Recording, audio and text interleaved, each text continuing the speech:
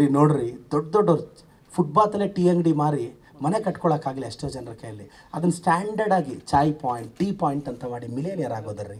It's a small idea man, it's a small idea. ಅದೇ ಟೀನ ಸ್ವಲ್ಪ ಬ್ರ್ಯಾಂಡ್ ಮಾಡಿ ಮಾರಿದ್ರು ಅಷ್ಟೇ. ಸ್ವಲ್ಪ ಅಂಗಡಿಯಲ್ಲಿ LED ಲೈಟ್ ಹಾಕ್ಬಿಟ್ಟು, ಸ್ವಲ್ಪ ಇಂಟೀರಿಯರ್ ಡಿಸೈನ್ ಮಾಡಿಬಿಟ್ಟು, ಸ್ವಲ್ಪ ಒಳ್ಳೆ ಕಪ್ ಕೊಟ್ಟು, ಅದೇ ಟೀ. ಫುಟ್ಪಾತಲ್ಲಿ ಟೀ ಚೆನ್ನಾಗಿರುತ್ತೆ ಎಷ್ಟೋ ಸಲ, ಬಿಕಾಸ್ ದೇರ್ ಬ್ರ್ಯಾಂಡಿಂಗ್. ಮತ್ತು ತುಂಬ ಡೀಪಾಗಿ ಹೋಗ್ಬೇಡಿ ವರ್ಡ್ಸ್ ಮೇಲೆ. ಯು ಶುಡ್ ಕಾಮನ್ ಸೆನ್ಸ್ ಇರಬೇಕು. ಒಬ್ರು ಯಾರೋ ಕಂಪ್ನಿ ಕೆಲಸಕ್ಕೆ ಹೋದಂತೆ, ಟೇಕ್ ಯುವರ್ ಚೇರ್ ಅಂದರೆ ಚೇರ್ ಎತ್ಕೊಂಡ್ಬಂದ್ಬಿಟ್ಟಿದ್ದಾನೆ. ಸರ್ ಟೇಕ್ ಯುವರ್ ಚೇರ್ ಅಂದರೆ ಚೇರ್ ಎತ್ಕೊಂಡು ಹೋಗುವಂತಲ್ಲ, ಹಂಗಲ್ಲ ಕುತ್ಕೋ ಅಂತ. ಯಾಕೋ ಬೆಟ್ಟದ ಮೇಲೆ ಓದ್ತಿದ್ಯಾ ಅಂದರೆ ಹೈಯರ್ ಸ್ಟಡೀಸ್ ಸರ್.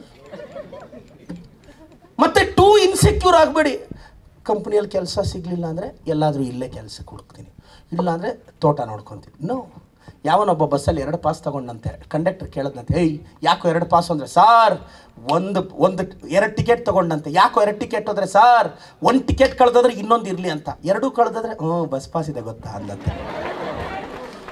ಹಾಂ, ಭಾಳ ಇನ್ಸೆಕ್ಯೂರ್. ಅದಾಗಲಿಲ್ಲ ಅಂದರೆ ಅದಾಗಲಿಲ್ಲ ಅಂದರೆ ಅದು. ನಾನು ಕುತ್ಕೊಂಡು ಒಂದು 20 ದಿನಕ್ಕೆ ಮುಂಚೆ ಯೋಚನೆ ಮಾಡಿದೆ. ಆಯಿತು, ರಾಜಕಾರಣಕ್ಕೆ ಬಂದೆ. ಸೋತಿದ್ರೆ ಏನಾಗುತ್ತೆ? ಏನಾಗ್ತಿರ್ಲಿಲ್ವೋ, ನಾನು ಇವತ್ತು ಚಾಕ್ ಪೀಸ್ ಹಿಡಿದ್ರೆ ಮಿಲಿಯನಿಯರ್. ನಾನು ಕರ್ನಾಟಕದಲ್ಲಿ ಚಾಕ್ ಪೀಸ್ ಹಿಡಿದ್ರೆ, ನಾನು ಬಯಾಲಜಿ ಪಾಠ ಮಾಡಿದ್ರೆ ಕರ್ನಾಟಕದಲ್ಲಿ 1000 ಜನ ಕೇಳ್ತಾರೆ ನನ್ನ ಪಾಠ. ಏನಾಗುತ್ತೆ? ಸೋತಿದ್ರೆ ಏನಾಗೋದು? ಎಲ್ಲ ಹೇಳ್ತಾರೆ ಹುಡುಗರು ಭಾಳಷ್ಟು ಜನ, ಸರ್ ಮರ್ಯಾದೆ ಹೋಯ್ತು ಅಂತ. ಮಗನೇ ಇದೆ ಅಂತ ಯಾವನು ಹೇಳ್ದವ್ ನಿನಗೆ? ಯಾರು ಹೇಳಿದ್ದಾರೆ ಹೇಳು? 20 years ಲೈಫಲ್ಲಿ ಪ್ಲೀಸ್ ರಿಮೆಂಬರ್, ನೀನು ಡಾಕ್ಟರ್ ಆಗು ಅಂದಿದ್ದಾರೆ, ಇಂಜಿನಿಯರ್ ಆಗು ಅಂದಿದ್ದಾರೆ, ಅದಾಗು ಅಂದಿದ್ದಾರೆ, ಇದಾಗು ಅಂದಿದ್ದಾರೆ. ಯಾರಾದರೂ ಇನ್ಕ್ಲೂಡಿಂಗ್ ಯುವರ್ PT ಟೀಚರ್, ಎವ್ರಿ1, ಈ 20 yearsಲ್ಲಿ ಒಬ್ಬರು ನಿನಗೆ ಮರ್ಯಾದೆ ಅಂತ ಹೇಳಿದಾರ? ಇಲ್ಲದೆ ಇರೋದನ್ನು ಇದೆ ಅಂದ್ಕೊಂಡು ಹೋಗಿದೆ ಅಂದ್ಕೊಳ್ಳೋದು. ಎಲ್ಲ ಕ್ಲಾರಿಟಿ ಇಲ್ಲದೆ ಇರೋ ಜೀವನಗಳು. ಚೆನ್ನಾಗಿ ಓದಿ. ಈ ಗ್ರ್ಯಾಜುಯೇಷನ್ ಡೇ ದೊಡ್ಡ ಕಲ್ಪನೆಗಳು, ಕನಸುಗಳು ಏನಾಗುತ್ತೋ ಗೊತ್ತಿಲ್ಲ. ಸೊಸೈಟಿ ತುಂಬ ಕಷ್ಟ ಇದೆ. ಬೆಂಗಳೂರಲ್ಲಿ ಹೋಗಿ ಒಂದು ಬದುಕನ್ನು ಕಟ್ಕೊಂಡು ಮೆಜೆಸ್ಟಿಕ್ಕಲ್ಲೂ ಆ ಕೆಂಪೇಗೌಡ ರೈಲ್ವೆ ನಿಲ್ದಾಣದಲ್ಲಿ ಟ್ರೈನ್ ಇಳಿದು, ಬಸ್ ಇಳಿದು, ಯಾವುದೋ ಕಂಪ್ನಿ ಕಡೆ ಹೋಗಿ ಆ ಈ BMTC ರಶಲ್ಲಿ ನಿಂತ್ಕೊಂಡು ಕಂಪ್ನಿಗೆ ಹೋಗಿ ಮೊದಲನೇ ದಿನ ಫಸ್ಟ್ ಸ್ಯಾಲ್ರಿ ತಗೊಂಡು, ಅಮ್ಮನಿಗೆ ಮೊದಲನೇ ಸ್ಯಾಲ್ರಿಯಲ್ಲಿ ಒಂದು ಸೀರೆ ಕೊಡಿಸಿ, ಅದರಲ್ಲಿ ಒಂದಷ್ಟು ಅದು ಇದು ಸ್ನ್ಯಾಕ್ಸು ಅಂತ ತಿಂದು, ಅದರಲ್ಲಿ ಒಂದು 8,000 10,000 ಉಳಿಸಿ, ಅಷ್ಟೊತ್ತಿಗೆ 6 ತಿಂಗಳು ವರ್ಷ ಆಗೋ ಅಷ್ಟೊತ್ತಿಗೆ ಅಪ್ಪನಿಗೆ ಆರೋಗ್ಯ ಚೆನ್ನಾಗಾಯಿತು ಅಂತ ಬ್ಯಾಂಗ್ಳೂರು ಸೂಪರ್ ಸ್ಪೆಷಾಲಿಟಿಯಲ್ಲಿ ಅಡ್ಮಿಟ್ ಮಾಡಿ, ಅಲ್ಲೆಲ್ಲೋ ಕಾರಿಡಾರಲ್ಲಿ ಕೂತ್ಕೊಂಡು ವರ್ಷದ ಸೇವಿಂಗ್ ಒಂದೇ ಸಲ ಹೋಗಿ ಆ ಕೌಂಟ್ರಲ್ಲಿ ಹೋಗಿ ಕಟ್ಟಿದಾಗ ಪ್ರಾಣ ಓದಂಗೆ ಅನಿಸುತ್ತೆ.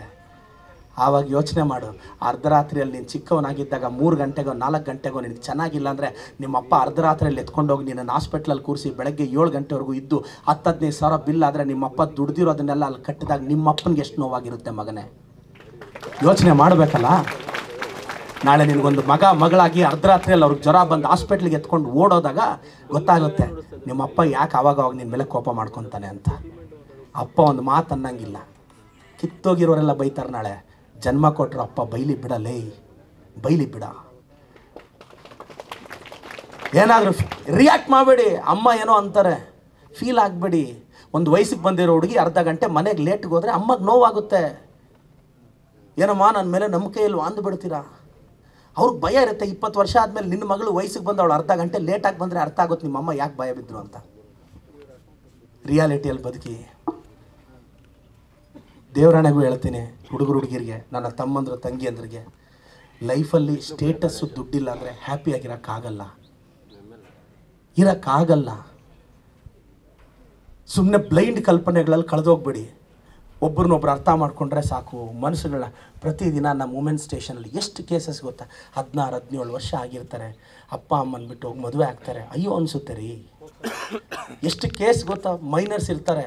ನನಗೆ ನಾನು ಫೀಲ್ ಆಗೋದು, ಹೆಂಗೆ ಆ ಹುಡುಗಿ ಭವಿಷ್ಯ ಹೆಂಗೆ, ಆ ಹುಡುಗನ ಭವಿಷ್ಯ ಹೆಂಗಂದ್ರೆ ಹಂಗೆ ಬದುಕೋಕ್ಕಾಗಲ್ರೋ. ನಿಮ್ಮ ಅಪ್ಪ ಈಗ ತಂದಾಗ್ತಿದ್ದಾನೆ, ನಿಮ್ಮ ಅಮ್ಮ ತಂದಾಗ್ತಿದ್ದಾರೆ. ಸ್ವಂತ ಇಂಡಿಪೆಂಡೆಂಟ್ ಲೈಫ್ ಲೀಡ್ ಮಾಡೋದು ಎಷ್ಟು ಕಷ್ಟ ಗೊತ್ತಾ? ಎಷ್ಟು ಕಷ್ಟ ಗೊತ್ತಾ ಪ್ರಾಕ್ಟಿಕಲಿ ಲೈಫ್ನ ಫೇಸ್ ಮಾಡೋದು. ಅದಕ್ಕೆ ಸ್ವಲ್ಪ ಪೇಷನ್ಸ್ ಆಗಿರಿ.